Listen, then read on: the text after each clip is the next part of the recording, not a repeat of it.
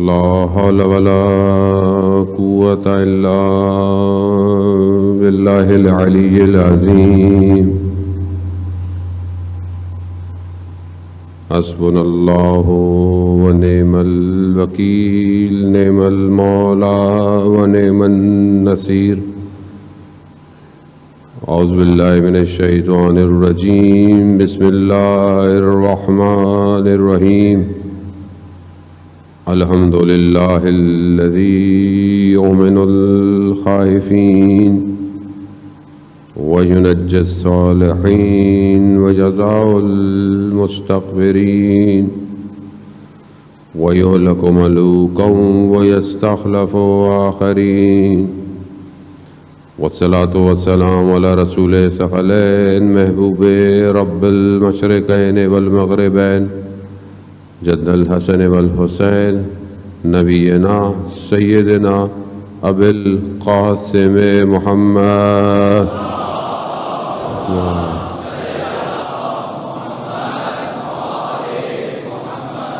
وعلى آله الطيبين الطاهرين المعصومين لا سيما بقية الله في الأرضين روحي وأرواحنا لتراب مقدم الفداء ولعنة الله على أعدائهم أجمعين بسم الله الرحمن الرحيم رب اشرح لي صدري ويسر لي أمري واحلل عقدة من لساني يفقهوا قولي أما بعد فقد قال الله تبارك وتعالى في كتاب الحكيم والقرآن المجيد وما خلقت الجن والإنس إلا ليعبدون صلوات بھیج محمد والے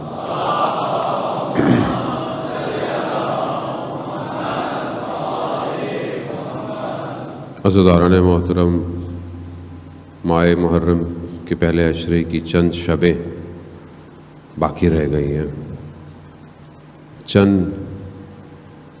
ویسے تو پورے 2 مہینے خدا میں توفیق دیتا ہے 8 دن ہم مجلس میں شرکت کرتے ہیں مجلس قائم کرتے ہیں سنتے ہیں لیکن پہلے 10 دن اپنی ایک کیفیت رکھتے ہیں اپنی ایک آغاز رکھتے ہیں اور اصل جو کمال اور بندگی اپنے اوج پہ پہنچتی ہے وہ عاشورہ کا دن ہے عاشورہ کا دن اور عاشورہ تک پہنچنے کے لیے ساری محنتیں ہیں کہ ہم بھی اس روز تک پہنچیں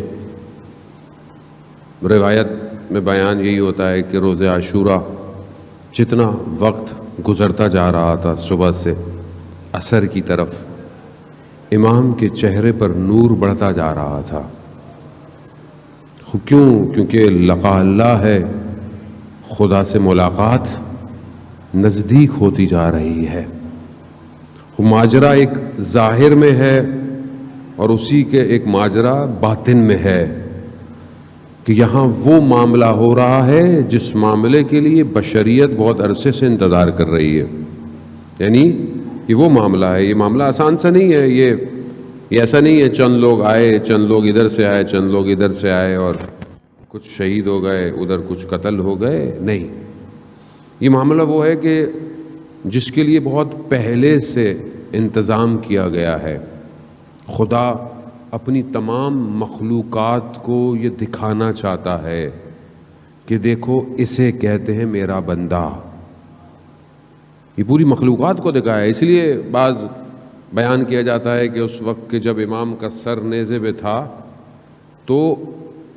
سارے عالم جھکے ہوئے تھے اور یہ روایت کے آسمان سے جو ہے وہ خون کی بارش کا آنا سرخ ہو جانا خوب یہ کیوں ہے جب ہم زیارت میں پڑھتے ہیں کہ زمین اور آسمان اس مصیبت پہ گریہ کو نہ آئے کیونکہ عام سی بات ہے کوئی معاملہ عام سا سادہ ہے نہیں یہ وہ ذبح عظیم ہے کہ جس کے لیے پروردگار نے حضرت ابراہیم کی قربانی کو قبول کر کر آخری رسول سے معاملہ کیا ہے حضرت یحییٰ جو نبی ہیں پروردگار کے ان کو بھی جو ہے وہ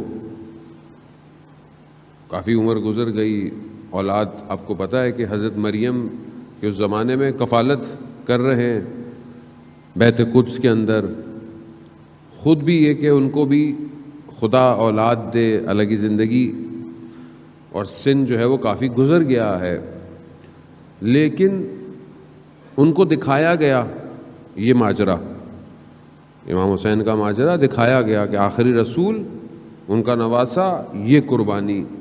تو اس بڑھاپے کے اندر بھی اللہ کا نبی خدا کی بارگاہ میں پروردگار مجھے بھی اولاد عطا کر، اور اس کو بھی ایسے ہی ذبح کروا جیسے رسول کے نواسے نے ہونا ہے. اور یہی ہوا، اولاد عطا ہوئی اور حضرت زکریا کو بھی ویسے ہی ذبح کیا گیا. کیوں انبیاء چاہتے ہیں کہ ایسا ہو؟ خود ماجرا کوئی اور ہے. عبودیت اور بندگی اپنے اوج پر ہے. خدا چاہتا ہے عالم کو دکھائے کہ یہ ہے میرا بندہ، یہ ہے کہ جس سے میں بھی راضی ہوں، راضیتم مرضیہ، جو مجھ سے بھی راضی ہے. یہ کتنی بڑی بات ہے کہ خدا تو راضی ہے، بندہ بھی راضی ہے اپنے پروردگار سے.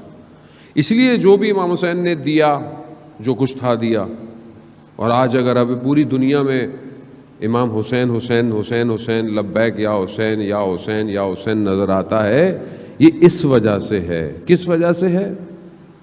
کیونکہ جب امام حسین نے اپنا سب کچھ دے دیا تو پروردگار نے بھی اپنی ساری حاکمیت، ساری حکومتیں، ساری چیزیں جو ہے وہ امام حسین کو دے دی ہیں.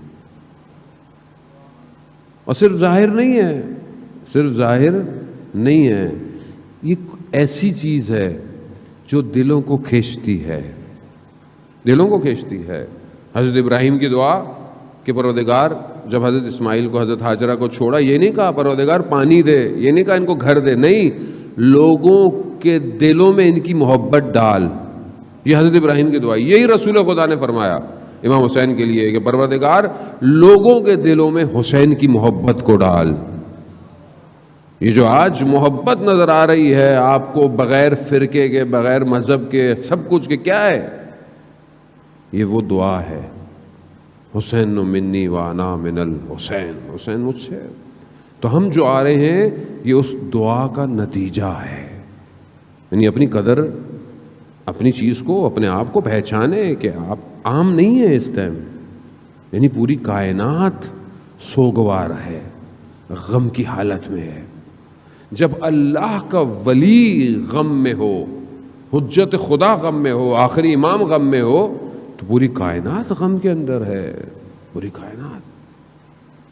وہ ہم اسی طرف بڑھیں گے. یہ کربلا ہمیں پیغام کیا دے دے؟ آپ کی خدمت میں چند دن بہرحال چند شبیں گزر گئی ہیں، کچھ ٹوٹی سی باتیں بہرحال آپ کی خدمت میں بیان کی ہیں. بہرحال ایک دو شبیں ہی رہ گئی ہیں، ایک دو شبوں کا مہمان ہے سیدہ کا لال. بہرحال تھوڑا سا پرسا، خدا آپ کا آنا قبول کرے. یہ ساری چیزیں اللہم صلی محمد. بہرحال جو بھی لوگ اپنی طرف سے پوری کوشش کرتے ہیں مجلس کو قائم کرنے میں، انتظامیہ، اسکاؤٹ ٹرسٹ، جو بھی بانیان مجلس ہیں، میڈیا والے، سب اپنا کردار ادا کرتے ہیں، اپنی کوشش کرتے ہیں. آپ کو بھی کرنا چاہیے، ایک ذمہ دار آزادار بنے. بہرحال کووڈ ہے، کرونا ہے، بیماری وبا اپنی جگہ پر یقیناً ایس او پیز پہ بہرحال جتنا ہو سکتا ہے عمل کریں. خاص طور پہ آتے جاتے وقت سبیلوں پہ بہت اچھی بات ہے، پانی پلائیں، شربت پلائیں سب، لیکن بہرحال احتیاط کریں. خاص طور پہ اگر آپ کی سبیلیں ایسی جگہوں پہ لگی ہیں کہ جہاں پر دوسرے لوگ ہمسائے ہیں، اتنا خیال کریں کہ اونچی آواز کے اندر اتنے نوحے وغیرہ کا خیال کریں گے، کیونکہ لوگوں کو دعوت دیں اس در پہ آنے کی، لوگ ناراض نہ ہوں، ہمارے کسی عمل سے امام حسین سے دور نہ ہوں. یہ ہماری ذمہ داری ہے عزیزان محترم. بہت ذمہ دار ہو کر لوگوں کو جو ہے وہ اپنی طرف بلائیں. امامیہ والوں نے بلڈ کیمپ بھی لگایا ہوا ہے اسی ایام میں. جو بلڈ دینا چاہے تاکہ وہ کسی نہ کسی مریض کی شفا کا باعث انسان بن سکتا ہے، جو بہرحال آپ سے کر سکتے ہیں آپ کو کرنی چاہیے عزیزان محترم. چند خاص جو پیغام ہے کربلا کے وہ میں کچھ آپ کی خدمت میں عرض کیے. اپنے استاد کی زحمت تو انہوں نے کی ہے، کووڈ کی وجہ سے وہ اس سال مجلس سے نہیں پڑھ پا رہے. حجت الاسلام مسلمین ڈاکٹر رفیع، خدا ان کو شفاء کاملہ اور عاجلہ عطا فرمائے. بہرحال انہی کی زحمت ہے، میں تو ٹرانسلیٹ کرتا ہوں آپ کی خدمت میں آگے، اور میں کچھ بھی نہیں کرتا. ایک پیغام جو مجھے آج کل بھی بہرحال میں نے جو پیغام دیا وہ ادھورا رہ گیا، وہ پورا نہیں کر پایا، لیکن بہرحال میں صرف نظر کرتا ہوں وقت کو دیکھتے ہوئے اگلا پیغام آپ کی خدمت میں عرض کرتا ہوں۔ جوان سب سے زیادہ ماشاءاللہ ہمارے درمیان میں موجود ہوتے ہیں۔ رسول خدا حضرت محمد مصطفیٰ صلی اللہ علیہ وآلہ صلی اللہم صلی علی محمد و رسول خدا اپنے ایک صحابی کو بیان فرماتے ہیں اپنے حدیث کے، دو چیزیں میرے جانے کے بعد امت سے بہت جلدی چلی جائیں گی، بہت تیزی سے چلی جائیں گی۔ کہا یا رسول اللہ کون سی چیزیں؟ کہا ایک امانت داری اور دوسرا خشیت، یعنی خدا کے آگے خاشیت رہنا، خدا ترسی رکھنا، خدا کا خوف رکھنا، یہ دو چیزیں امت سے تیزی سے چلی جائیں گی۔ اور یہی ہوا۔ سب سے بڑی امانت السلام علیکہ یا امین اللہ، سب سے بڑی امانت تھی ولایت علی ابن ابی طالب، چلی گئی، نہیں رکھی۔ خاشیت یعنی انسان نصیحت کو قبول کرے، یہ چلی گئی۔ خود رسول خدا فرماتے ہیں میں اپنے صحابی سے کہ تم قرآن کی تلاوت کرو۔ کہا یا رسول اللہ آپ حافظ قرآن ہیں، آپ نے ہمیں قرآن سکھایا ہے۔ آپ کہتے ہیں ہاں، کیوں؟ کیونکہ تلاوت قرآن وجود کو جو ہے وہ ایک لذت دیتی ہے، ایک احساس دیتی ہے، کلام خدا ہے، قرآن کلام خدا ہے۔ سننا بھی عبادت ہے، روایت ہے، سننا بھی عبادت ہے، پڑھنا تو عبادت ہے ہی، دیکھنا بھی عبادت ہے۔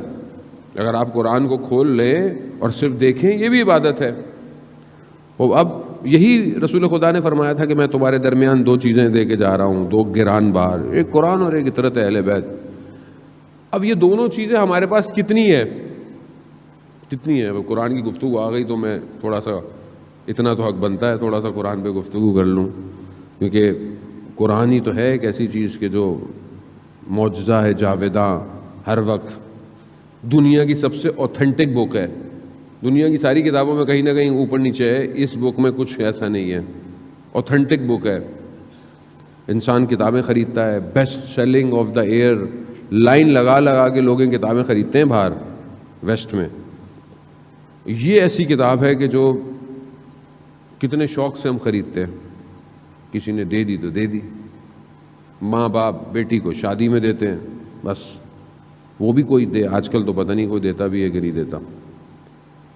عزیزان محترم، حضرت فاطمہ سلام اللہ علیہا، اللہم صلی علی محمد،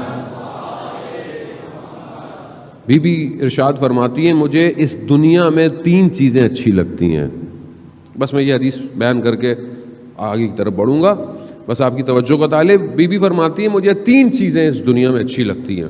پہلی، مجھے اپنے بابا رسول خدا کے چہرے کو دیکھنا اچھا لگتا ہے، چہرے کو دیکھنا اچھا لگتا ہے۔ دوسری چیز بی بی فرماتی ہے مجھے قرآن کی تلاوت اس دنیا میں اچھی لگتی ہے۔ اب بی بی کے ماننے والے ہیں، ہمیں بھی اچھی لگنی چاہیے۔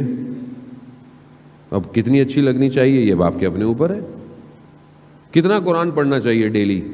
کتنا پڑھنا چاہیے؟ آپ کے ذہن میں کتنا پڑھنا چاہیے قرآن؟ کتنا؟ کلام الہی ہے۔ آیت اللہ غازی طباطبائی سے ان کے شاگرد نے پوچھا، رضوان اللہ تعالیٰ علیہ، پوچھا کہ ہم قرآن پڑھتے ہیں مگر لیکن جو پہلے بزرگ آپ کہتے ہیں قرآن پڑھتے تھے جب قرآن پڑھتے تھے تو پورا عالم ان کے آگے کھل جاتا تھا۔ ان کا عالم یعنی پورا قرآن ان کے آگے، پوری دنیا کو، وہ کائنات کو دیکھ رہے ہوتے تھے، کائنات ان کے سامنے واضح ہوتی تھی، روشن ہو جاتی تھی۔ یہ کیسے ہوتا تھا؟ یہ کس طرح ہوتا ہے؟ آیت اللہ قاضی فرماتے ہیں وہ جب قرآن پڑھتے تھے تو وہ کھڑے ہو کر اپنے ہاتھوں میں قرآن کو اٹھا کر اپنے سر کو برہنہ کر کر خدا کی بارگاہ میں ذکر کرتے تھے، قبلے کی طرف رخ کر کے۔ کہا تم بستر میں بیٹھے ہوئے، کسی طور بیٹھے ہوئے تم قرآن کو تلاوت کر رہے ہو، کہاں تمہیں قرآن کھلے گا تمہارے اوپر؟ تو کیا واقعاً قرآن اس طرح ہے ہماری زندگی میں؟ قرآن ہماری زندگی میں ایسے ہے؟ کتنی قرآن کی آیتیں میں روز پڑھتا ہوں، مسلمان ہوں، رسول پر ایمان رکھتا ہوں، آخرت پہ ایمان رکھتا ہوں، یہ سب کہاں لکھا ہے؟ قرآن میں۔ تو قرآن ہے کتنا میری مولانا صاحب نماز پڑھتے ہیں قرآن کی صورتیں ہی تو ہیں اس کے اندر. وہ تو نماز ہے بھائی, قرآن کتنا ہے زندگی میں؟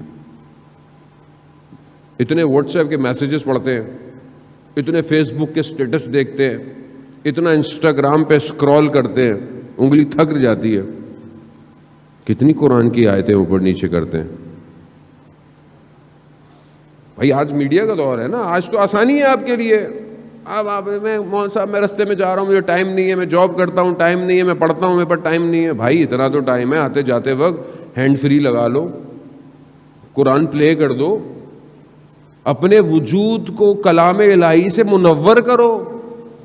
آنے والا وارث قرآن ہے, جب نور دیکھے گا تو ہی تو بلائے گا.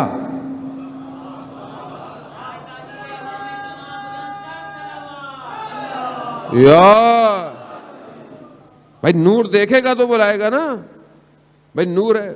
نہیں مولانا صاحب یہ لوگ پڑھتے رہتے ہیں, لوگ حافظ بھی ہیں, مگر کوئی فائدہ نہیں ہے. کیوں فائدہ نہیں ہے؟ کیونکہ ولایت نہیں ہے. اچھا ولایت نہیں ہے تو اگر ولایت ہے تو قرآن عمل, ولایت کہاں آئے گی؟ عمل کے ساتھ.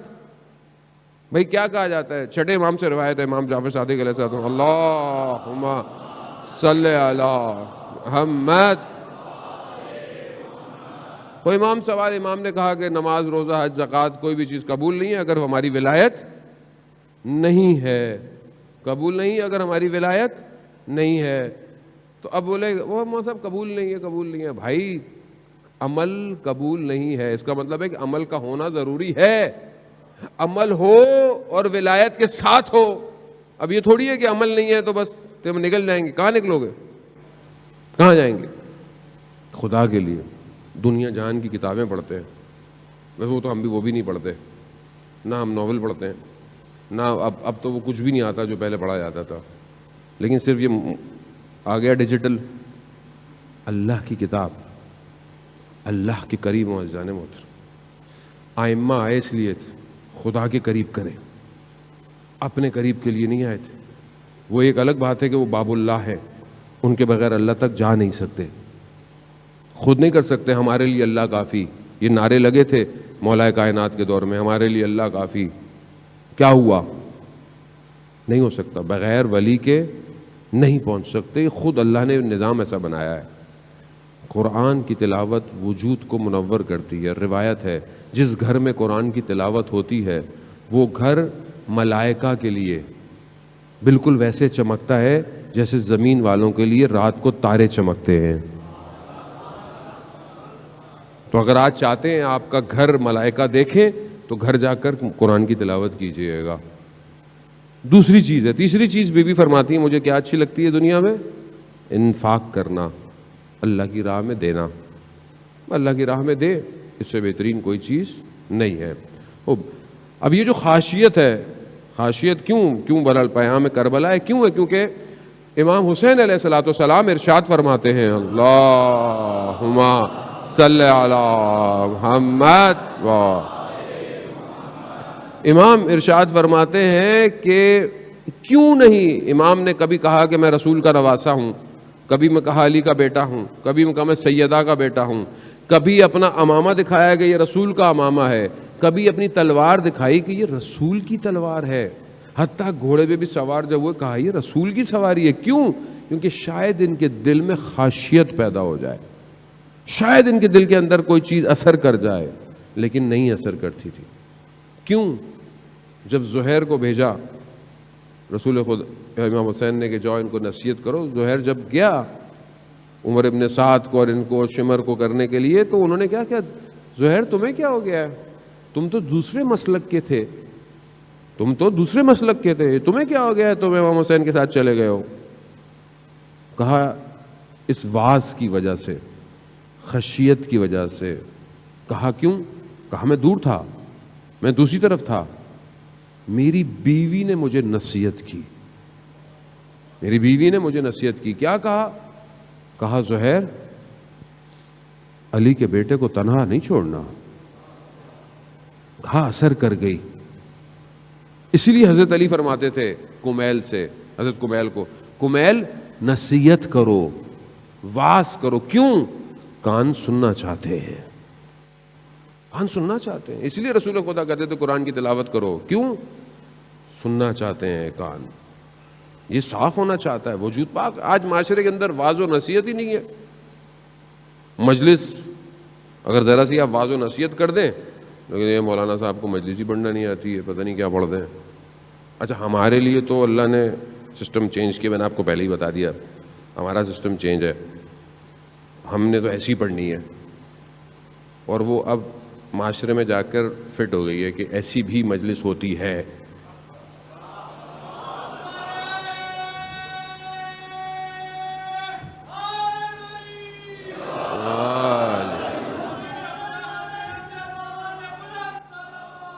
اللہم صلی علی محمد. وہ یہ ضروری ہے جانے میں. یہاں امام حسین ایک ایک لمحے میں آخری وقت تک نصیحت فرما رہے ہیں. شاید کوئی آ جائے، شاید کوئی آئے ہیں لوگ آئے ہیں، لوگوں نے جنہوں نے لینا تھا لوگوں نے نصیحت لی ہے، جنہوں نے نہیں لینا امام نے کیا کہا؟ امام نے کہا زہر چھوڑو آ جاؤ. کیوں؟ ان کے شکم حرام سے پر ہے، یہ نصیحت ان کو سمجھ میں نہیں آئیں گی. قرآن کیا کہہ رہا ہے؟ قرآن ارشاد فرماتا ہے کہ جس کا قلب کساوت رکھتا ہو، قسی القلب ہو، اس قلب پہ کوئی چیز اثر نہیں کرتی، اس کو رونا نہیں آتا، اس کا دل اثر انداز نہیں لیتا. قرآن کہہ رہا ہے ختم اللہ علی قلوبہم، ہم نے ایسے دلوں پہ مہر لگا دی ہے، ان کو نصیحت نہیں آئے گی. لیکن اثر پذیری کی گنجائش ہوتی ہے، بہت ساری جگہوں پر ہے. فضیل کہ جو رات کو اپنے زمانے کا بدماش ہے، جو دل چاہے چوری کر لے، جو چاہے جس کو جو دل چاہے کر سکتا، کوئی کچھ نہیں کر سکتا تھا. رات کو ایک گھر میں کود رہا تھا دیوار سے، ہمسایہ قرآن کی تلاوت کر رہا تھا. قرآن کی تلاوت کرتے کرتے اس نے قرآن کی وہ آیت پڑھی، کیا وہ وقت نہیں آ گیا مومنوں کے لیے کہ خدا کے خوف سے ڈریں؟ بس وہیں رک گیا. کہہ رہا ہاں وہ وقت آ گیا. ایک قرآن کی آیت، یہ نصیحت ہے.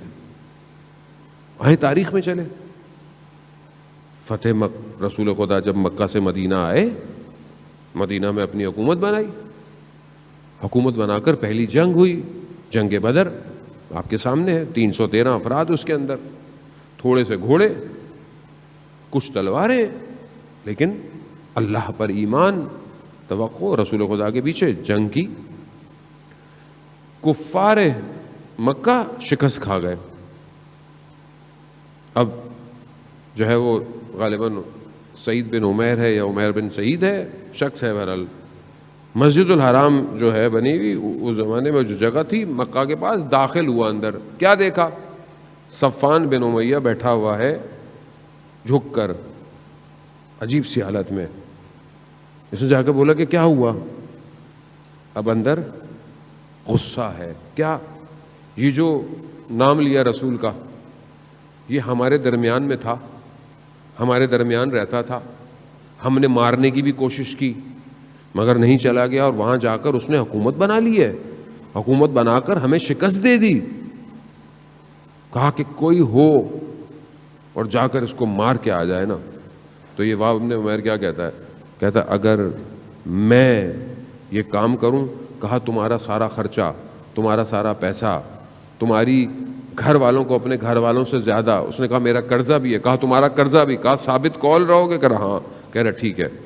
اس نے تلوار خریدی، تلوار کو زہر آلودہ کیا. کہا جاؤ گے کیسے؟ کہا میرا بیٹا جنگ بدر میں اسیر ہوا ہے، میں اس کو چھڑانے جاؤں گا اور رسول کو ختم کر دوں گا. اب یہ چلا مسجد مدینہ پہنچا. کہا کیسے ہے؟ کہہ رہا رسول خدا سے ملنا ہے، اپنا بیٹا چھڑوانا ہے. مسجد نبوی رسول خدا بیٹھے ہوئے ہیں، یہ آیا. رسول خدا نے دیکھا اس کو، کہا کیسے آنا ہوا؟ کہا اپنے بیٹے کے لیے آیا ہوں، اس کا فدیہ دینے، آپ سے آزاد کرا لوں. کہا اچھا تو تلوار کیوں لے کے آئے ہو؟ کہا وہ آپ کو تو پتہ ہے رستے میں خطرہ ہے. کہا اچھا اس کو زہر آلودہ کیوں کیا ہے؟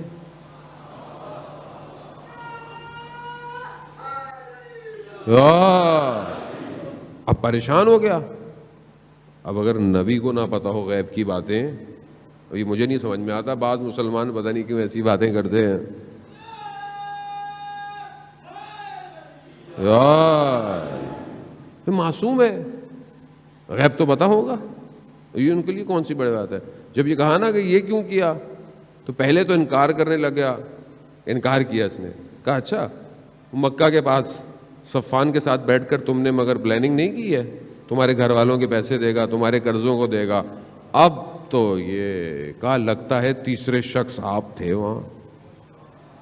آ گیا، پاؤں میں پڑ گیا، ایمان لے آیا، مسلمان ہو گیا. بیٹا آیا، مسلمان ہو گیا. اب ادھر صفان انتظار کر رہا ہے رسول کو مار کے آئیں گے. اب یہ مکہ میں داخل ہوئے، کہا کیا ہوا؟ کہا ہم تو مسلمان ہو گئے. ہم تو، یہ ہے خاشیت، اثر پذیری، قبول کر لیا رسول کو. ناراض ہو گیا، بس کہا میں نے تمہارا بات ہی نہیں کی. فتح مکہ جب ہوئی تو رسول خدا نے سب کو معاف کیا سوائے 10 لوگوں کے، 8-10 لوگوں کے سوا سب کو معاف. اس میں ہی صفوان بھی تھا. کیوں؟ کیونکہ اس نے ٹیررسٹ پلان کیا تھا رسول کے خلاف. رسول نے خدا کہ اس کو معاف نہیں کیا جائے گا. البتہ رسول نے بعد میں لوگوں کو معاف کر دیا، رسول تھے، رحمت اللہ عالمین تھے، معاف کر دیا. لیکن اس کو کہا نہیں، اب اس کی جان خطرے میں ہو گئی، اب یہ نکلنا. کیونکہ جب رسول معاف نہیں کرے تو اس کا مطلب ہے اس کو تو مارنا جائز ہے، اس کو تو مارنا. ابھی چھپے.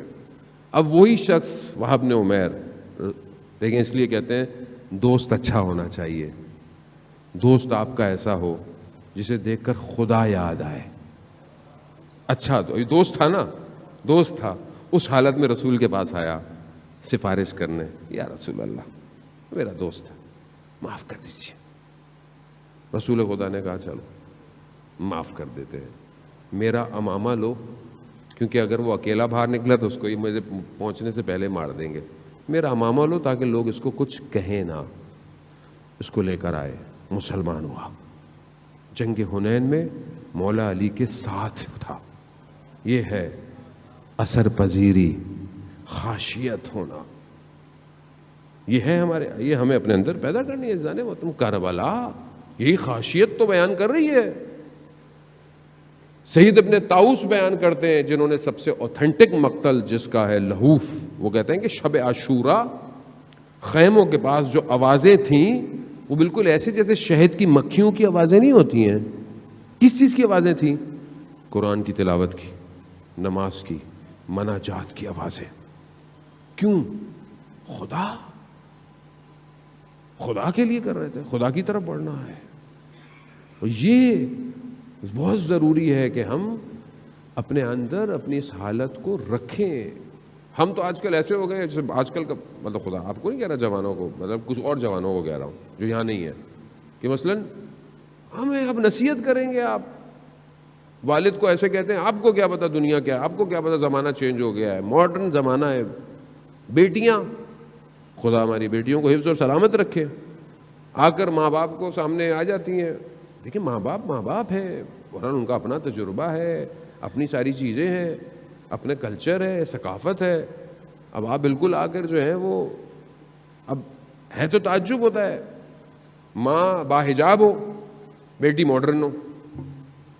وجہ کیا ہے؟ وجہ وہی تاثیر پذیری نہیں ہے نا، اثر پذیری نہیں ہے، نصیحت نہیں ہے، واعظ نہیں ہے. معاشرے میں واعظ تو بالکل بھی نہیں ہے، ویسی نہیں ہے. کیونکہ نصیحت قبول کرنے کے لیے بھی ظرفیت چاہیے. ظرفیت چاہیے نا. آپ 5 منٹ نصیحت کریں، آپ کو برا لگے گا. بولے یار کیا نصیحت؟ اب جب بھی ابا کے پاس بیٹھو نصیحت کرتے ہیں، جب بھی دادا کے پاس بیٹھو نصیحت کرتے ہیں، جب بھی اماں کے نصیحت ہی کرتی رہتی ہے. بھائی قبول کرو نصیحت کو. کون کرے گا؟ تمہارا خیر خواہ ہے کون ماں باپ کے علاوہ؟ تمہارا دوست تمہیں نصیحت نہیں کرے گا، کیونکہ دوست ہمارے ایسے ہم نے بنائے نہیں. آج کل تو 4 دوست بیٹھے ہوتے ہیں اپنے اپنے موبائل میں، پتہ نہیں کیوں ساتھ بیٹھتے ہیں، میری سمجھ میں نہیں آتا. بھائی گھر بیٹھ لو اپنے، جب بات ہی نہیں کرنی ایک دوسرے سے، ایک دوسرے کے سامنے بیٹھے ہیں، وہ بھی موبائل پہ لگے ہوئے ہیں، وہ بھی موبائل پہ لگے. میاں بیوی کا بھی یہی حال ہے آج کل، معاشرہ ایسا ہو گیا ہے. عزیزان محترم، قبول کیجئے نصیحت. واعظ، میں نے آپ کی خدمت میں پہلے عرض کیا تھا کہ ملا قلی حسین حمدانی رضوان اللہ تعالیٰ علیہ ایسا واعظ کرتے تھے، ایسی نصیحت کرتے تھے کہ سننے والوں کے بدن کی ہڈیاں ٹیڑھی ہو جاتی تھیں. کچھ دیر تک چل نہیں سکتے تھے، سیدھا لنگڑاتے ہوئے چلتے تھے. تھوڑی دیر میں طبیعت ٹھیک ہوتی تھی. ایسا واز تھا. کہاں ہے آج معاشرے میں ایسا واز؟ کوئی نہیں ہے واز، کہیں پہ بھی نہیں ہے. آپ گنے چنے علماء ہیں آپ کے پاس، خدا صحت دے. بہرحال مولانا طارق جمیل صاحب بھی علیل ہیں، مجھے بتا دو. اللہم صلی علی محمد. اور کچھ اور علماء یہی آپ کو نظر آتے ہیں جو واز کرتے ہیں، باقی تو سب اپنا اپنا معاملہ چل رہا ہے ہر کسی کا. واز نصیحت تو ایسی ہے کہ جو اثر کرے، اثر کرے. میں اپنی جوانی کے ٹائم میں جو ہے وہ طارق جمیل کو سنا ہے. اس وقت میں دیکھتا یار ایک بندہ خدا کی خوف دیتا ہے، اللہ کی طرف لے کے آتا ہے. یہ نہیں پتا تھا کہ اللہ ہمیں بھی اسی لائن میں لے آئے گا ایک دن، کہ تمہیں بھی یہی کام کرنا ہے بھائی، اللہ کی طرف لے کر آؤ، خوف کی طرف لے کر آؤ، خاشیت کی طرف لے کر آؤ، لاؤ. اور ہم نے اپنے اساتذہ سے جب ہم ان کے سامنے جاتے ہیں جو حقیقی عارف ہیں، آپ یقین کریں ان کے درسوں کے اندر جو ہے وہ انسان شرمندہ ہوتا ہے اپنے اوپر. یعنی ان کی گفتگو ایسی ہوتی ہے کہ انسان اپنی طرف متوجہ ہونا شروع ہو جاتا ہے. ہمارے استاد آغا شعبان داداشی جب بھی ہمیں درس دیتے تھے تاریخ کا، کلام کا، لیکن اللہ کے ولیوں میں سے ایک ہے، اکثر پڑھتے پڑھتے اشارہ کر دیتے تھے سید ہے تو بہت اچھا، لیکن اگر اس کا اخلاق بچوں کے ساتھ اچھا ہو تو بہت. یعنی یہ پتہ چل جاتا تھا کہ میں بچوں کو ڈانٹ کے آیا ہوں. اتنا اثر، تاثیر. ایک جوان، آیت اللہ شمس الدین کہتے ہیں، ایک جوان کو میں نے دیکھا کہ ظہر کی نماز میں مسجد گزر خان فاطمیہ کم المقدسہ حضرت آیت اللہ بہجت رضوان اللہ تعالیٰ علیہ ظہر کی نماز پڑھاتے تھے. ایک جوان ہر ظہر میں اس کو دیکھتا تھا کہ اس کے چہرے سے لگتا تھا کہ جوان جو ہے وہ بہت پاک اور صاف ہے. پھر مجھے ایک اور عالم دین نے اس جوان کا ماجرا بتایا کہ ماجرا کیا ہے. کہا ایک شب جمعہ یہ آیا تھا بس، وہ خود بتاتا ہے، اس کے بعد اس کی زندگی بدل گئی. یعنی خود آیت اللہ عظمہ بہجت کی نماز ایسی تھی جو لوگوں کو گناہ چھڑوا دیتی تھی جو ان کے پیچھے نماز پڑھتا تھا. وہ کیسے؟ خاشیت. یوٹیوب پر ہے، آپ دیکھیں نماز، سجدے کے اندر کیسے چیختے ہیں، کیسے گریہ کر رہے ہیں، جیسے خدا کے سامنے حاضر ہے. وہ جوان، وہ کہتے ہیں کہ وہ جوان تہران کا رہنے والا تھا، 1.5 سے 2 گھنٹے کی ڈرائیو ہے. ہر روز وہ آتا تھا ظہر کی نماز پڑھنے، ہر روز. کیوں؟ کیونکہ اسے پتا ہے کہ خاشیت دل میں پیدا ہو گئی. زندگی جوانی گزر جائے گی، کچھ نہیں بچے گا. مولا متقیان فرماتے ہیں مناجات امیر المومنین جو مسجد کوفہ کے اعمال ہیں، کیا ہے؟ اللہم انی اسألک یوم لا ینفع، پروردگار میں سوال کرتا ہوں اس دن کا جس دن کوئی چیز نفع نہیں دے گی سوائے جو سالب سلیم قلب لے کر آیا ہوگا. قلب سلیم جو لے کر آئے گا اس کے علاوہ کوئی چیز نفع نہیں دے گی. اس عالم میں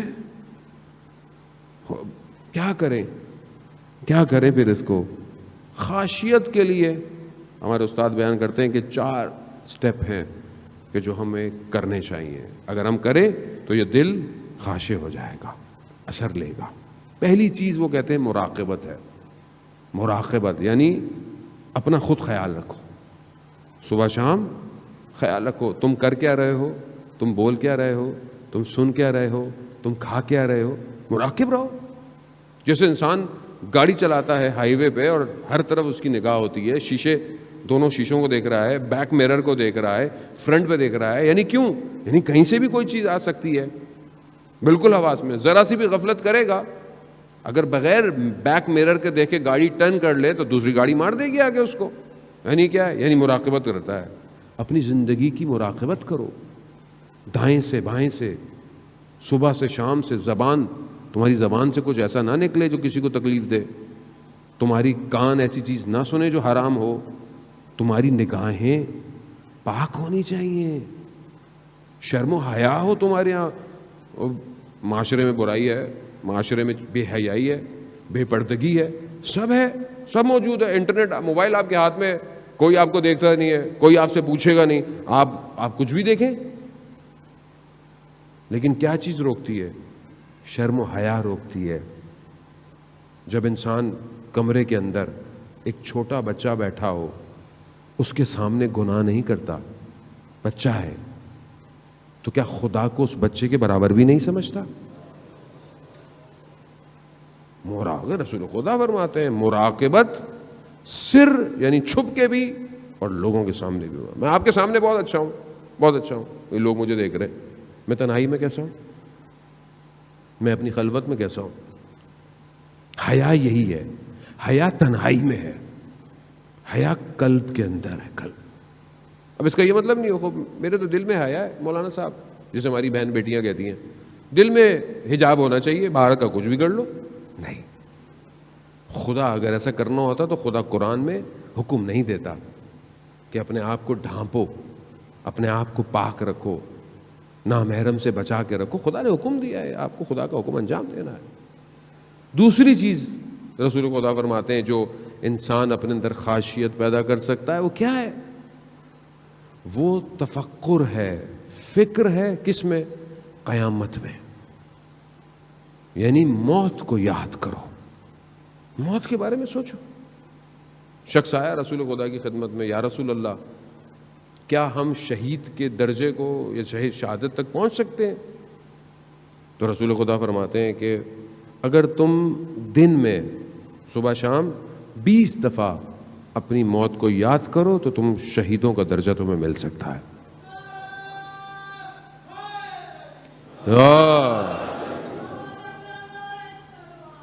اللہم صلی علی محمد۔ خوب ایسی ہے انسان تفکر کرے، فکر کرے، انسان سوچے، موت کے بارے میں سوچیں آپ، وہ ہم سب نے مرنا ہے۔ جب آپ موت کے بارے میں سوچیں گے تو آپ کی زندگی بہتر ہوگی۔ کیوں؟ کیونکہ آپ کسی کا حق نہیں کھائیں گے، کسی کو نقصان نہیں دیں گے، جو آپ کی ڈیوٹی ہے آپ اس کو انجام دے دیں گے۔ مرگ انسان کے تفکر کو صحیح رکھتی ہے اور بہترین عبادت ہے انسان جو ہے وہ اگر اپنی موت کے لیے یاد کرے۔ بہت ضروری ہے جان، ہم سب نے مرنا ہے ایک نہ ایک دن، کوئی چیز نہیں، کوئی نہیں رہے گا، کوئی نہیں بچے گا۔ یہ دولت، یہ شہرت، یہ پوسٹ سب ختم ہو جائے گا۔ کہاں پڑے ہیں وہ؟ نہج البلاغہ میں مولا فرماتے ہیں نا، یہ جو قبروں میں پڑے ہیں، جو ساتھ ساتھ بھی ہیں لیکن ان کے اندر فاصلے اتنے ہیں کہ یہ دنیا میں محلوں میں رہتے تھے، کہاں گئے یہ سب؟ اور وہ بھی کسی کو قبر نصیب ہو۔ کیسے کیسے لوگ تھے، صدام حسین جیسے، ہم یہ کر لیں گے، ہم وہ کر لیں گے، حملہ کیا کربلا کے اوپر۔ امام نے کہا ہم بھی بتائیں گے کہ ہم کون ہیں اور تمہارا بھی حال بتائیں گے کہ ہم نے تمہارا حال کیا کرنا ہے۔ کیا کیا؟ جو بھی آیا عزیزان محترم، ان کے مقابلے میں تو ویسے بھی کوئی نہیں رکنے والا، ویسے بھی کوئی نہیں رک سکتا۔ کل آپ نے ویڈیو دیکھی، گھبرا گئے، کچھ جھنڈے اترے، میں نے آپ کو کل کچھ کہا، آج تصویریں دیکھی، جھنڈے دوبارہ لگ گئے ہیں، علم لگ گئے۔ میں نے آپ کو کہا گھبرائیں نہیں، اسی کابل پہ دوبارہ انہوں نے لگا دیے یا حسین کے پرچم۔ میں نے آپ کو کہا تھا سافٹ ویئر چینج ہو گیا ہے۔ لبیک یا حسین،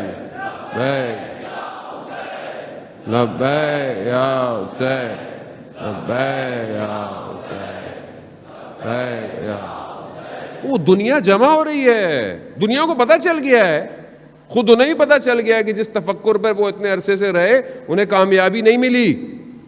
جب اس ولایت کے تفکر کے اندر میں آئے تو انہیں پتہ چلا کامیابی کسے کہتے ہیں۔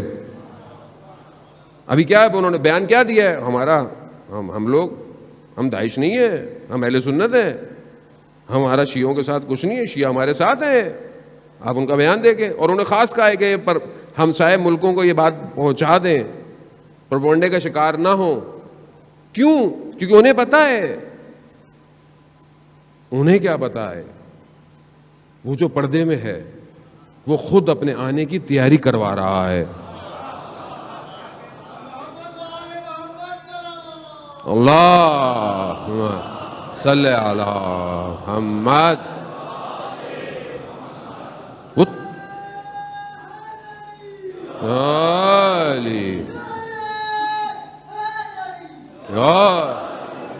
وہ تیاری کروا رہا ہے. اور تیاری تو ایسی ہوگی, ابھی تھوڑا سا ہے, کل اور تھوڑا سا, کل اور تھوڑا سا, آہستہ آہستہ آہستہ لوگوں کو سمجھ میں آئے گا نا. ایک دم تو آپ, ہمارے یہ بھی بڑا مسئلہ ہے کہ کوئی بہرحال ہماری طرف نہیں, مولا کی طرف آتا ہے, امام کی طرف آتا ہے, تو پورے آؤ. بھائی کیا آنے دو اس کو, آ رہا ہے. یہ فلانے مولانا اتنی باتیں کرتے ہیں, پوری کیوں نہیں کرتے؟ بھائی جتنی وہ کرتے ہیں جہاں وہ رہتے ہیں اس حساب سے وہ بہت کرتے ہیں باتیں, آپ آنے دیں. امام حسین علیہ السلام سب کے ہیں, کسی فرقے کے نہیں ہیں, کسی مذہب کے نہیں ہیں. یہ انسانیت کا درس ہے, انسانیت کا. اسی وجہ سے آپ دیکھیں نا کہ نیلسن مینڈیلا اپنے زندان میں اسیری کے آخری وقت میں جب سائن کر رہا تھا کہ سرنڈر کر دوں میں, تو اسے رات کو امام حسین کی قربانی یاد آئی. اس نے خود بیان کیا کہ جب اسے قربانی یاد آئی اس نے بولا میں نہیں کروں گا. کہاں نکلا؟ آج لوگ اسے کیسے یاد کرتے؟ جو ذرا سا بھی کہیں پہ بھی وہ ان سے جڑ جائے وہ ہمیشہ کے لیے زندہ رہ جاتا ہے. یہ ان کا کمال ہے. جانے محترم, امام کو سمجھے امام ہے کون, ہم اپنے حساب سے نہ سمجھے. تو پہلی چیز کیا ہے؟ مراقبت. دوسری چیز موت کو یاد کرنا. یہ بہت ضروری ہے, موت کو یاد کرنا. موت کو یاد کریں گے سیدھے سے ہی چلتے رہیں گے. جہاں موت بھولی تکبر کریں گے, غرور کریں گے, عجب کریں گے, خود پسندی کریں گے, اپنے آپ کو بڑھتر سمجھیں گے. جبکہ بڑے بڑے لوگ جو زمین پہ پاؤں رکھتے تھے کہاں گئے؟ اندر چلے گئے. موت کو یاد کریں. یہی امام حسین نے بھی کہا تھا, یہ سب ختم ہو جائے گا. کتنا ان کو سمجھایا, تمہیں جگہ چاہیے, تمہیں پیسے چاہیے, تمہیں میں سب دیتا ہوں, مگر اندھے ہوئے ہوئے تھے. شہر رے کی حکومت کے لیے اندھے ہوئے ہوئے تھے. کیا ملا؟ کچھ بھی نہیں ملا. نہ یاد کیا. امام نے کہا جہنم کی طرف اپنے آپ کو جھونک رہے ہو, تم نہیں سمجھ آئے.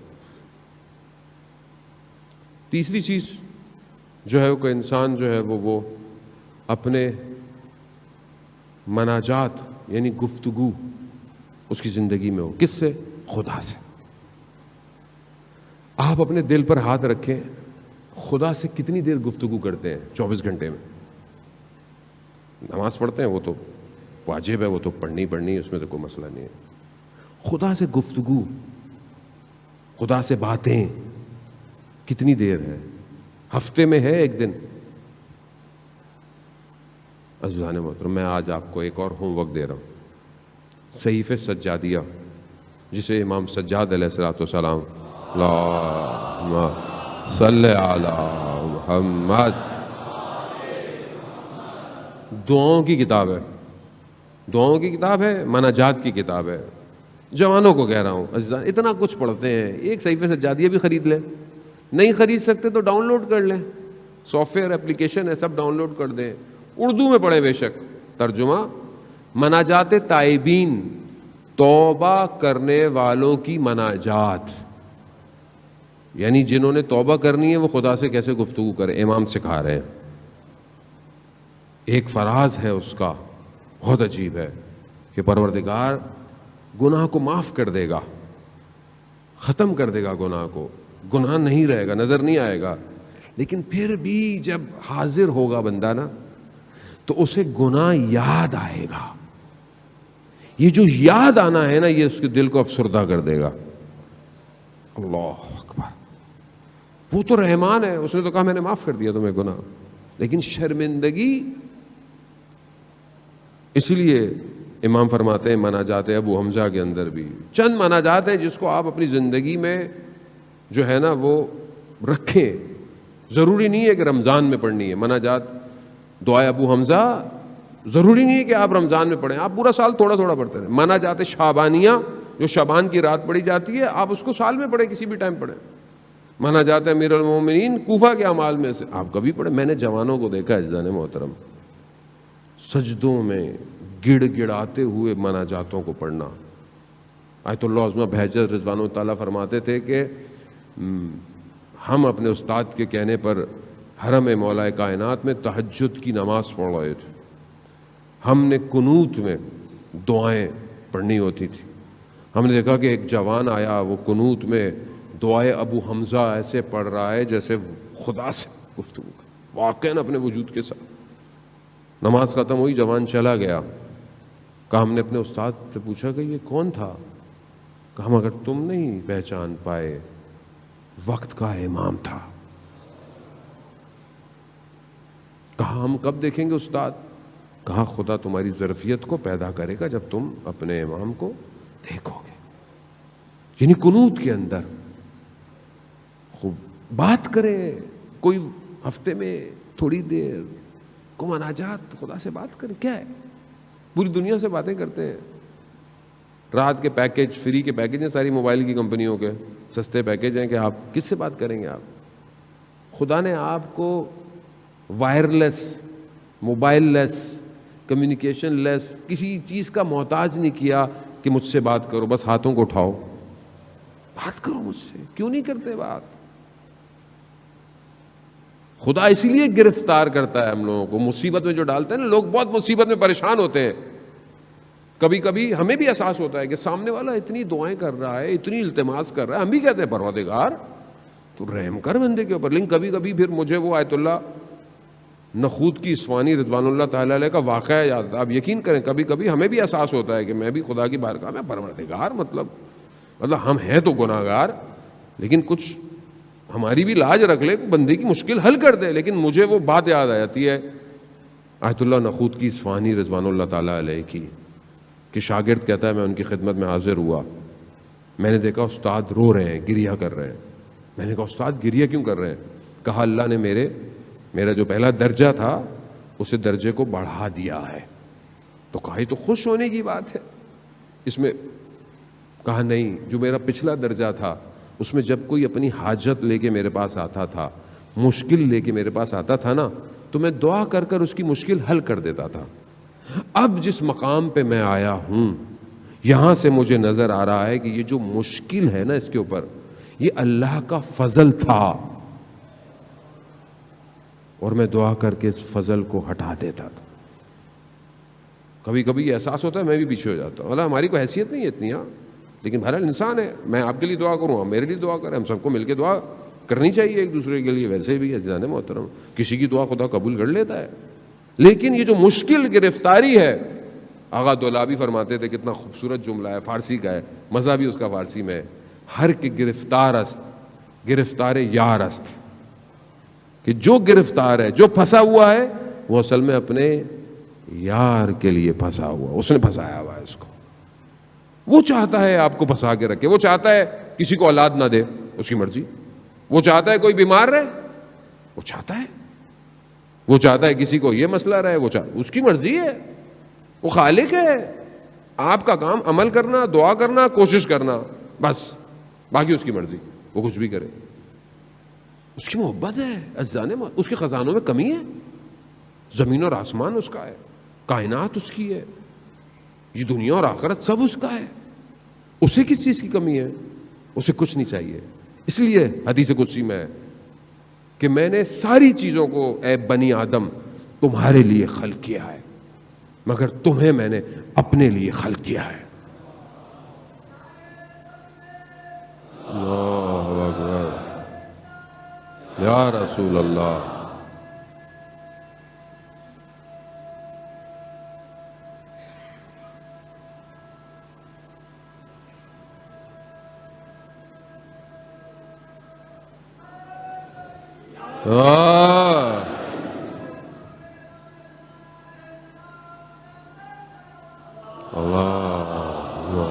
صلی علی محمد۔ عزیزان محترم، بہرحال وقت بہت تیزی سے جو ہے وہ اپنے اختتام کی طرف بڑھا۔ یہ مناجات اپنی زندگی میں شروع کریں، انتظار نہ کریں، پتہ نہیں کون سی رات آخری رات ہو، ہمیں بھی یہ بھی نہیں پتہ۔ چوتھی اور آخری چیز جو کہ انسان کے اندر خاصیت پیدا کرتی ہے وہ احسان کرنا ہے، نیکی کرنا ہے۔ احسان کریں، نیکی کریں، سامنے والے پر، ہمسائے پر، پڑوسی پر، رشتہ دار پر، جس پر بھی۔ بہرحال یہ صفت اللہ کو پسند ہے، احسان کرنا۔ عزیزان محترم، بہرحال یہیں پہ میں کہتا چلوں کہ بہرحال دعا کی بات آئی کہ ہمیں دعا کرنی چاہیے، کوشش بھی کرنی چاہیے، خاص طور پہ ان لوگوں کے لیے کہ جو بہت عرصہ سے لاپتہ ہیں، مسنگ پرسن۔ شاید ہمارا کوئی نہیں ہے، شاید ہمیں اس لیے احساس نہیں ہوتا، لیکن جس کا بیٹا، جس کا باپ، جس کا بھائی بہت عرصے سے جو ہے وہ غائب ہے، اس کا جرم کا بھی نہیں پتہ، یہ بھی نہیں پتہ وہ کہاں ہے، یہ زیادہ کرب ہوتا ہے. آپ کو پتہ ہے، انسان کو پتہ ہو نا کوئی کہاں ہی ہے، اطمینان ہوتا ہے، لیکن پتہ ہی نہیں ہے لوگوں کو کہ کوئی کہاں ہے. اگر آپ کو پتہ بھی ہو نا کہ کوئی جیل میں ہے، فون کرے گا ہفتے میں ایک دفعہ، مہینے میں، ایک اطمینان تو ہوتا ہے، لیکن پتہ ہی نہیں ہے. یہ سب سے بڑا کرب ہے. دعا کریں کہ ان سب کے لیے کہ بہرحال حکومت بھی اس پر نظر ثانی کرے اور چیزوں کو دیکھے، اور خدا ان سب کو جلد سے جلد، جو اس دنیا ملک میں، ہمارے ملک میں اور دوسرے ملکوں کے اندر بھی آپ یقین کریں گے لوگ جو ہے وہ مسنگ پرسن کے اندر شمار ہوتے ہیں، ان سب کو جلد سے جلد رہائی عطا فرمائے. آپ یقین کریں پچھلے سال بھی ہم ہمیشہ مجلسوں میں کرتے رہے اور ایک شخص کا نام لیتے تھے. کون؟ شیخ زکزکی کا نام لیتے تھے. دیکھیں کچھ عرصے پہلے وہ رہا ہو گئے. یہ ہے دعاؤں کا نتیجہ. اپنی ہر دعاؤں میں بہرحال یاد کریں، جو بھی بہرحال ہیں، اللہ تعالیٰ ان سب کو اپنے گھروں میں واپس لے کر آئے. ہاں عزاداران محترم، چند شبیں باقی ہیں. میں آپ کی اس حسن سماعت کا واقعاً شکر گزار ہوں کہ جس محبت کے ساتھ اور جس آپ تمرکز کے ساتھ، اٹینشن کے ساتھ مجلس کو سنتے ہیں، خاص طور پہ جوان.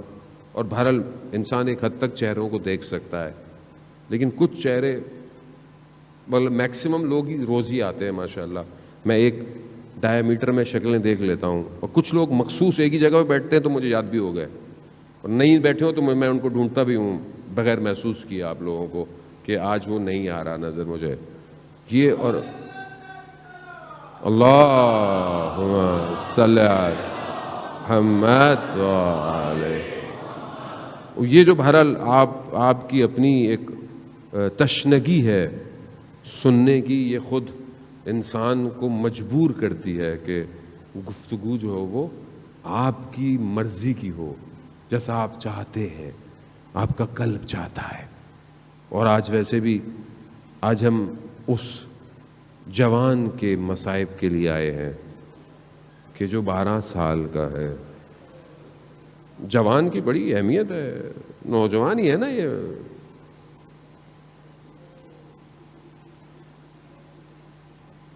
شمال میں رہنے والا ایک 12 سال 13 سال کا بچہ کیپٹل کی طرف آتا ہے. اس وقت جو ہے وہ ایک عالم دین بڑی پوسٹ پہ ہوتے ہیں.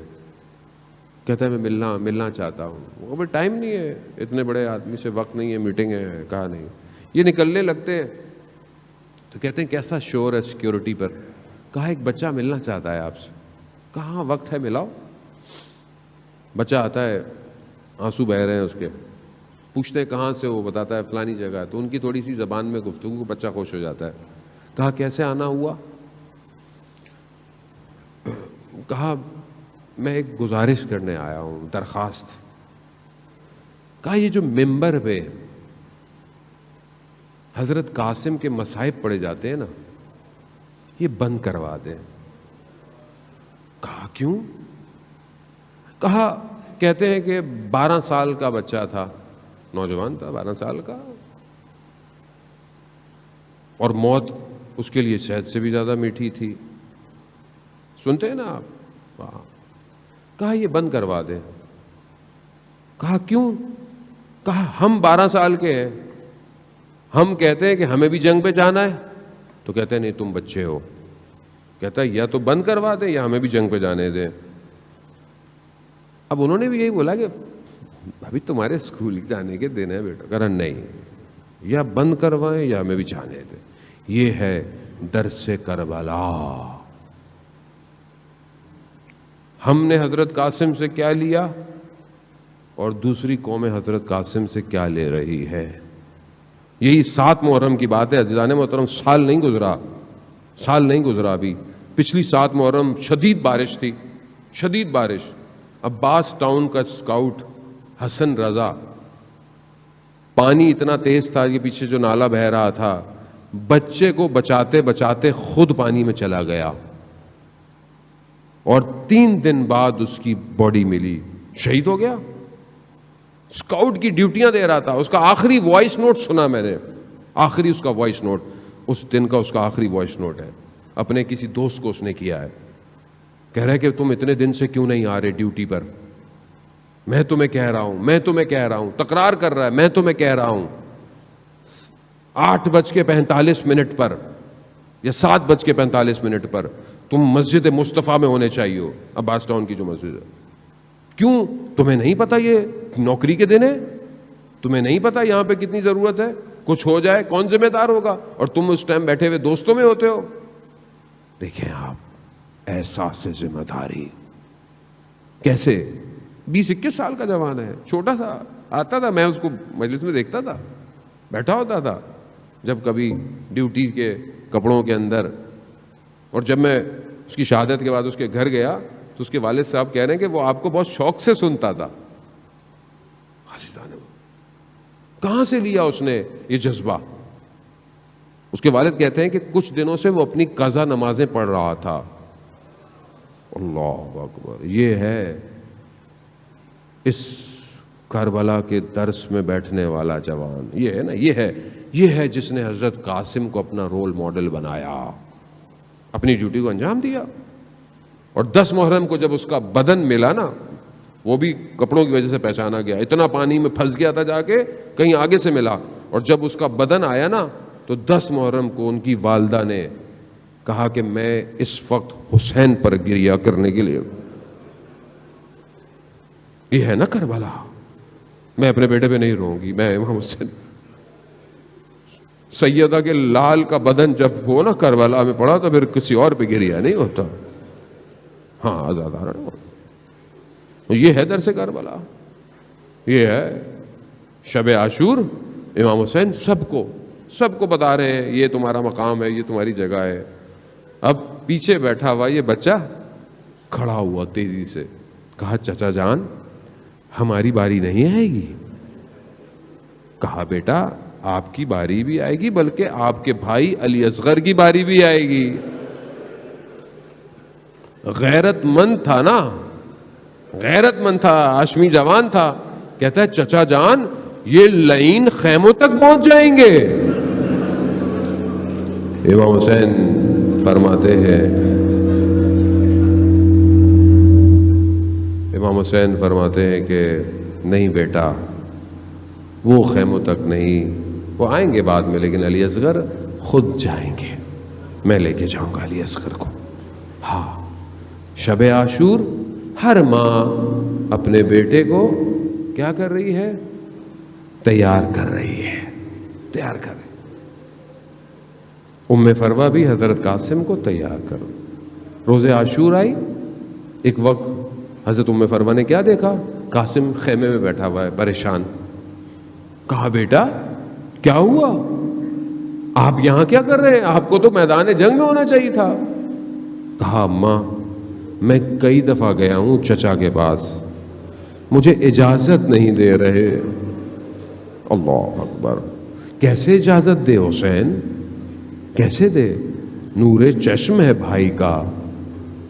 ایسے میں حضرت ام فروہ کہتے ہیں بیٹا قاسم جب آپ چھوٹے تھے تو آپ کے بابا نے آپ کے بازو پہ ایک تعویذ باندھا تھا اور یہ کہا تھا کہ بیٹا جب بہت مشکل وقت پڑے نا زندگی میں تب اس تعویذ کو کھولنا۔ اب ساری زندگی حضرت قاسم کو کبھی کوئی مشکل وقت پڑا ہی نہیں، کیسے پڑتا؟ حضرت عباس جس کا چچا ہو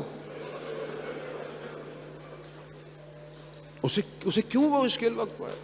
حضرت زینب ام کلثوم جس کو پالتی ہوں اسے کہاں مشکل وقت پڑے گا؟ ہاں زیادہ رہا بھائی۔ دیکھیں زندگی میں، بہرحال میں جملہ آپ سے کہتا چلوں، زندگی میں ہم نے رونا تو شکر خدا کا کہ نصیب ہوتا ہے، لیکن ہمارا زیادہ رونا امام حسین کے لیے ہے۔ آج امام حسن کے لیے تھوڑا سا گریہ کر لیں، تھوڑا، وہ بھی تو زہرا کا بیٹا ہے نا۔ جو مصیبتیں اس نے دیکھی ہیں نا کوچے بنی ہاشم میں، وہ کسی نے نہیں دیکھی۔ خدا آپ کو اس کا اجر دے، بی بی آپ کو اس کا اجر دے۔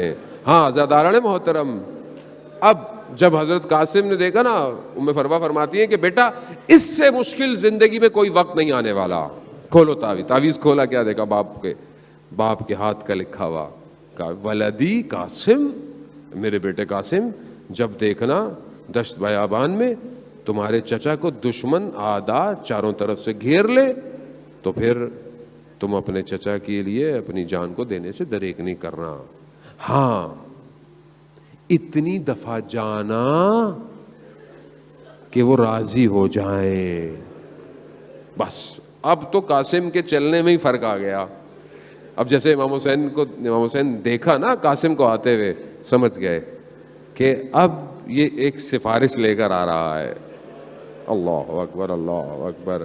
ہاں عزاداران محترم اب جب وہ نامہ ملا نا, اب وہ جو تعویذ دیکھا, جیسے ہی امام حسین نے دیکھا ہوگا یقیناً بھائی کی یاد تو آئی ہوگی. بھائی خوشیوں میں آپ کو بھائی یاد آئے نہ آئے, جب انسان مشکل میں ہوتا ہے نا تو بھائی یاد آتا ہے اسے, پریشانی میں یاد. بھائی پیاسا ہے, بھوکا ہے, مشکل میں گرا ہوا ہے, بھائی تو یاد آیا ہوگا. اور کیا یاد آیا ہوگا؟ اللہ وہ مدینہ یاد آیا ہوگا کہ چھوٹے چھوٹے دونوں ہیں اور جلتا ہوا دروازہ گرا ہے ماں کے اوپر. تو یاد آیا ہو, ایک دم چیزیں تو یاد آئی ہوں گی نا امام حسین کو. پھر یاد آیا ہوگا کچھ عرصے کے بعد رات کی تاریکی ہے اور ماں کا جنازہ اٹھایا جا رہا.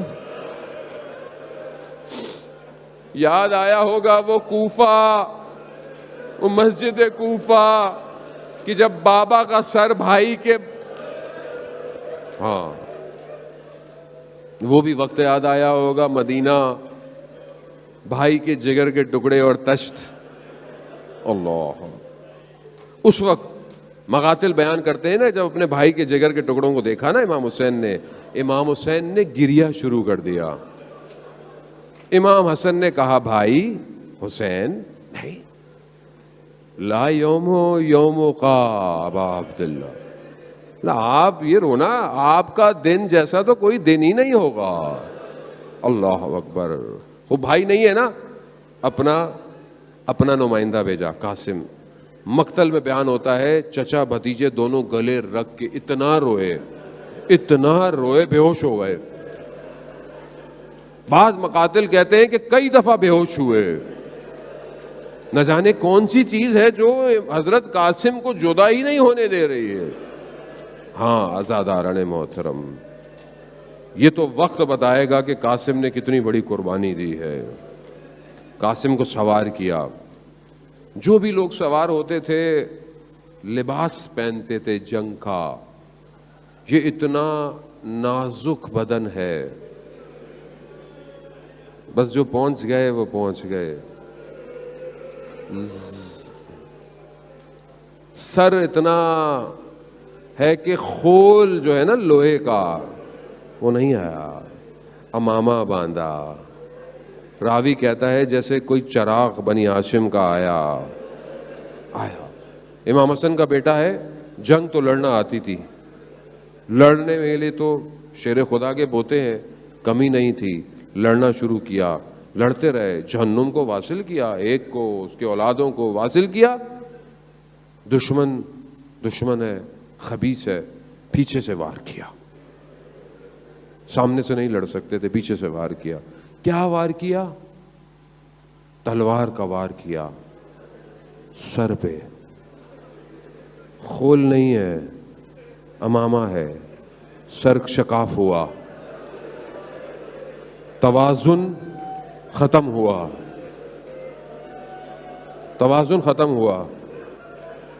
گرے. مقتل کہتا ہے چہرے کے بل گرے. اجرکم عند اللہ. بھئی حسن سبز قبا کو پرچھا دیں آپ. جنت البقیع میں اس امام کو پرچھا دیں, اس امام کو پرچھا. ہاں توازن نہیں تھا, چہرے کے بل گرے. پھکارا چچا میری مدد کو. یہاں مقتل کہتا ہے امام حسین اتنی تیزی سے آئے. وہ لعین جس نے شکاف کے لیے تلوار چلائی تھی نا, اس نے چاہا کہ میں جلد گردن سر سے جدا کروں. مگر امام حسین اتنی تیزی سے پہنچے، امام نے تلوار سے اس کے بازو کاٹ دیا. اب اس کا بازو جب کٹا نا تو اس نے شور مچایا، میری مدد میری مدد. اس اسنا میں بس آخری جملے، اس اسنا میں ادھر کے گھوڑے ادھر ہوئے،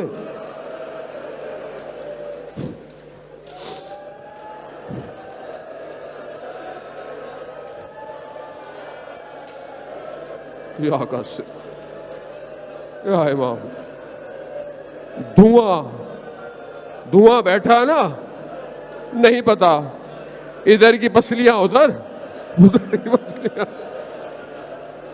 امام حسین کے جملے ہیں، ہاں زیادہ بس آپ نے گریہ کیا، خدا قبول. یہ چند شبیں ہیں جہاں دل چاہے جب چاہے روتے رہیے گا، امام کے جملے سنتے جائیے گا. امام کہتے ہیں قاسم چچا کے لیے کتنا سخت ہے کہ آپ پکارو اور میں نہ پہنچوں.